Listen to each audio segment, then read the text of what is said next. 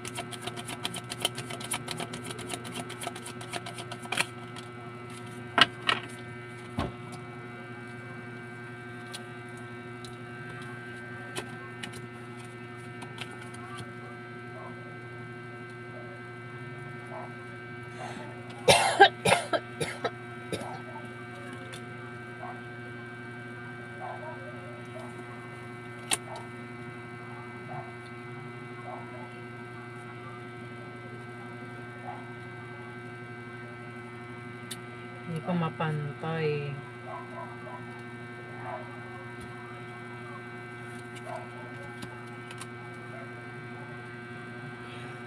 Palaging lumalabas yung ito, Ten of Swords, ito may tao dito, Taurus, ang Tridor. Laging lumalabas siya, kanina pa yung lumalabas sa ibang zodiac sign na. Tridor, ayan, Taurus, mag-ingat ka sa Tridor. Kasi maring may mag-tridor sa'yo, may mag-taksil sa'yo, i-backstab ka. Gawa ka na hindi maganda. Ayan, Taurus ang ngati ako.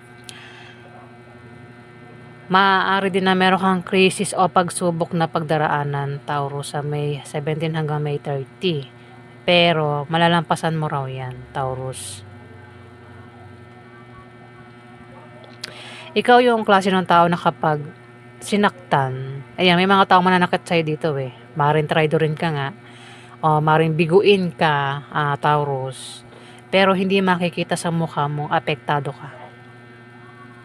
Ayan, matigas yung palabas na itsura mo no. Hindi mo makikita ang yung loob mo malambot Kasi sa palabas na itsura mo matigas, Taurus.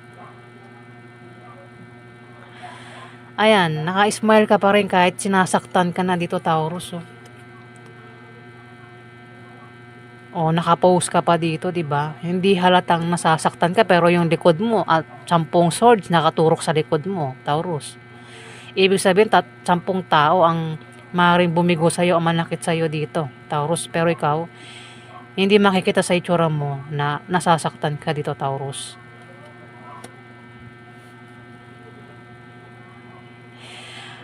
May 10 of Cups.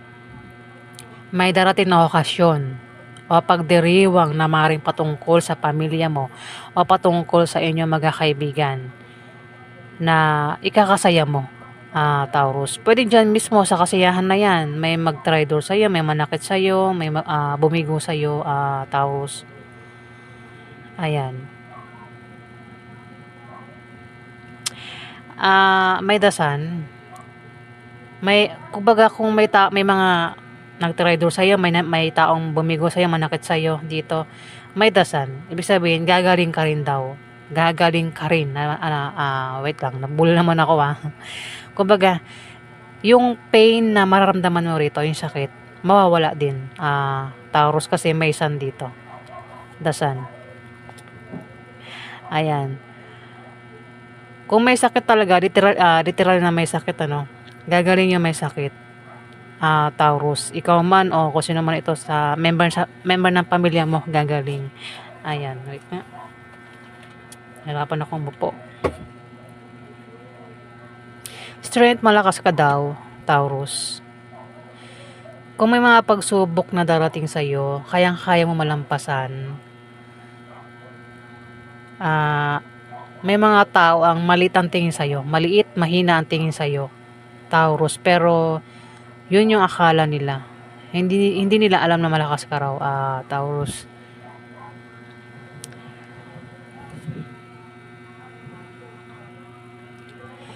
At magiging matatag. Talaga nagbubulol ako, guys. Pasensya na. Magiging matatag ang sitwasyon mo, Taurus. At kung meron ka raw posisyon, pag mo abusuhin yung posisyon mo, Taurus.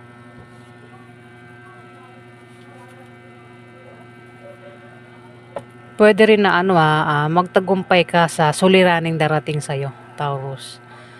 May devil dito. Devil, Pwede rin yung devil ang malakas, Taurus. May devil dito, Pwedeng ikaw yung devil. Kung di man ikaw yung devil, kilala mo ang devil. Yung devil, ito yung may bisyo. Toxic. Hindi mo gugustuhin yung ugali ng taong ito. Pwede rin naman na pinag-iingat ka sa mga pupuntahan mo, travel, Taurus, kasi devil May taong devil. Masama yan, 'di ba? Masama si devil. Pero kukutuban ka raw dyan, Taurus, sa devil na ito. Malakas ang kutob mo at intuition mo, pakinggan mo. Pwede rin naman may tao dito ang makaka-impluwensya sa'yo. Pwedeng isang devil ang maka-impluwensya sa'yo. O ikaw yung makaka-impluwensya sa may devil, Ayan, basta may devil dito, Taurus. Hindi mo gugustuhin ang ugali ng devil, di ba? May bisyo rin yan Kumbaga, pwedeng ang bisyo niya, sigarilyo, beer, drugs, basta bisyo. Mamaring ito ay lalakero, babaero, o mahilig gumastos. Ayan, basta bisyo. Mahilig ito may bisyo siya, Taurus. Pwede ikaw yan, hindi man ikaw, kilala mo yan. Kung may bisyo, tigilan na raw yung bisyo habang maaga pa kasi pwedeng lumala yung bisyo, Taurus. May Knight of Wands dito. Lalaking malakas ang loob, kakit-akit. Hindi nga lang mapakali. Mainit ang ulo. Pwedeng ikaw yan, Taurus. Kung di man ikaw, maaaring ito ay par sign na kilala mo. Ayan. Mainit ang ulo. Ayan, magmait ang ulo, Taurus, kaya pala kasi may mananakit o maring mabigo o masaktan nga, kaya mainit ang ulo. Pwede nga magkaroon ng away, Taurus. Dito may 4 of Wands. Maaaring merong ka raw gantimpalang matatanggap, kaya pala magkakaroon ng kasiyahan. Pwedeng makatanggap ng gantimpala ang iba sa inyo, Taurus. Pwede rin naman na ang iba sa inyo ay magbalak munang magbakasyon o mag-out of town o magpahinga muna kasi magkakaroon ng kasiyahan dito, Taurus. Pwede rin na magkaroon ng kasal. Ayan, Taurus, sa May 17 hanggang May 30, kasal. Pwedeng yun, kasi magkakaroon nga daw ng kasiyahan. Pagdiriwang, pwedeng kasal. Pwedeng maimbitahan ka kung hindi ikaw yung ikakasal. Pwede rin naman na ikaw yung ikakasal, Taurus. Pwede rin ito na parang may mamamanahikan o manliligaw ito, Taurus. Pwede makatanggap ka ng bulaklak o ikaw yung magbibigay ng bulaklak, Taurus. Dito may Nine of Swords. Hindi magandang tulog mo sa gabi. Pwedeng meron kang iniisip dito na pwedeng problema o baka yan iniisip mo yan. Ayan, Taurus. Pero tumapat sa kanya yung dasan. Pwedeng maganda na ang tulog mo Taurus sa May 17 to May 30. Kasi tumapat sa kanya yung dasan eh. Kung hindi magandang tulog mo sa ngayon, maaaring sa May 17 hanggang May 30, maging maganda na ang tulog mo, Taurus. Queen of Coins, maaaring ikaw ito, pero kung hindi ikaw ito ay isang tao ang maaaring mahilig sumuporta. Kung ikaw ito, pwedeng meron kang susuportahan sa pera, no? Pwedeng bigyan mo siya ng pera. O maaaring ikaw yung makatanggap ng pera galing sa kanya, Taurus. Kasi pwede rin na ito ay boss mo. O member ng pamilya mo, asawa mo, o kung sino man yan sa buhay mo. Ayan, Taurus, malakas to. Dalawa nito, dalawa ulo, ibig sabihin, dalawa pagkatao niya. Parang, ahas ba ito?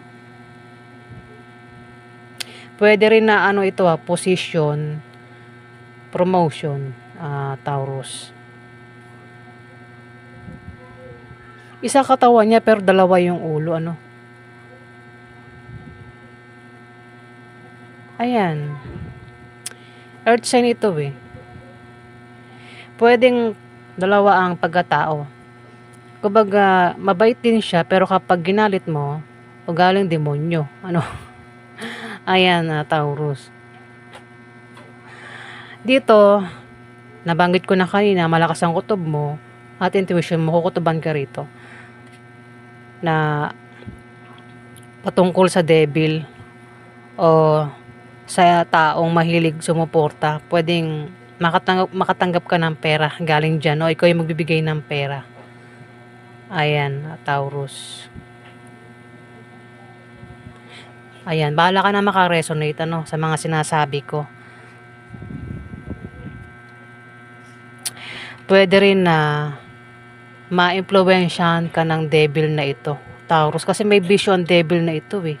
O ikaw yung makaka-impluwensya, baka ikaw yung devil dito. Pwedeng meron kang ma-impluwensyahan na isang tao. Ayan, kasi magkakaroon daw ng kasiyahan pagdiriwang. Ayan po yung ganap sa inyo, Taurus, sa May 17 hanggang May 30. Maraming salamat po guys sa nag-like at nag-subscribe. Maraming salamat po.